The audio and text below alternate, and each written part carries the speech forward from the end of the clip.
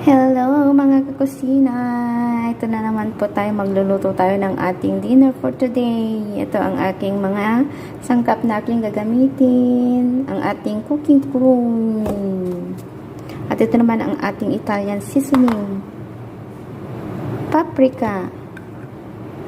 Black pepper. Garlic powder. Salt. And pesto sauce. At ito naman ang ating olive oil. At ang ating chicken. Natsin na po na kanina yan.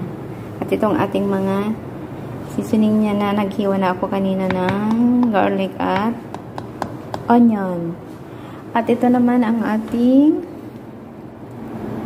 pasta. Boiled ko na kanina yan. Ayan. Para mabilisan lang ang ating pagluluto, ready na.